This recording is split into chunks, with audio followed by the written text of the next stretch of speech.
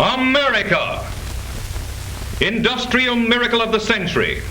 From all the states flow bounteously the products of forest, mine, and field. Hey, I'm Josh Helke. I own Organic Climbing, and we're here to show you how we make a bouldering pad.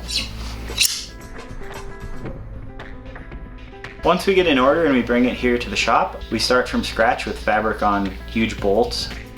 We don't have anything made outside of our shop, that way we can focus on the quality. We have this thread that just does not break. We have really burly industrial sewing machines.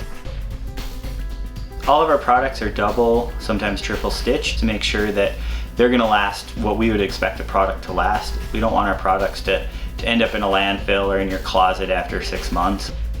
Production samples must pass many tests, including strength, weight, shrinkage, color fastness, before the finished merchandise merits this laboratory tested and approved seal.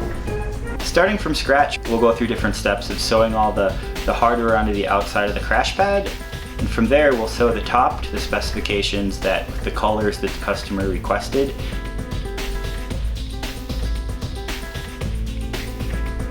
These treasures of enterprise are sent out to every point of the compass. No job is too big for American industry. A lot of people look at organic pads and they see the colors and they get really excited, but next to the colors we also have a superior foam combination. So once we get your colors and your pad shell built, we stuff it with foam. And now let's see what is done in the laboratory to ensure customer satisfaction. Alright, this is the foam we use in an organic crash pad. As you can see, it absorbs fall, yet I'm not hitting the ground. So this is the foam of one of our competitors' crash pad, and as you can see, it's giving a little bit more. I'm not quite hitting the ground, but it's giving a lot more. And this is the foam from a budget crash pad, the cheapest ones you can get, and as you can see, you're hitting the ground, bottoming out. This earnest effort to make every possible improvement applies to even the smallest things. The closed cell foam we use isn't a closed cell foam at all. It's actually kind of a proprietary product that it doesn't break down over time. So what that means is, as you're falling on your crash pad for months on end, the foam isn't gonna flatten out. You're not gonna have a pancake. You're still gonna have a good support to fall on. The reason that's important is because as people are climbing higher and higher, they're putting a lot more stress on their crash pads, and as bouldering is becoming more and more popular, there's more people out there doing it. And in terms of environmental impact, we don't need that much foam being thrown away into landfills or even being made for that matter.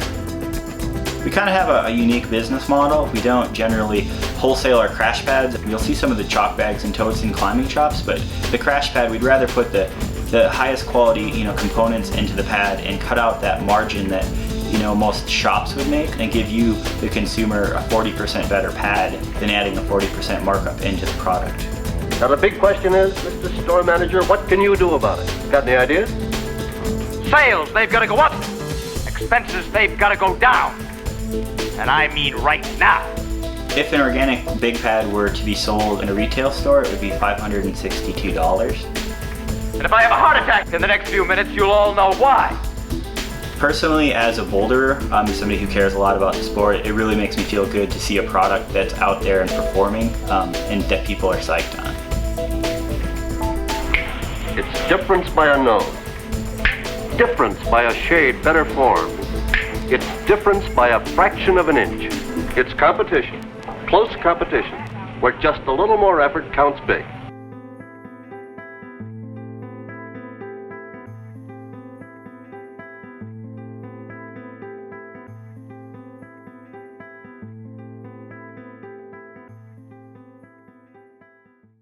Sales, they've got to go up.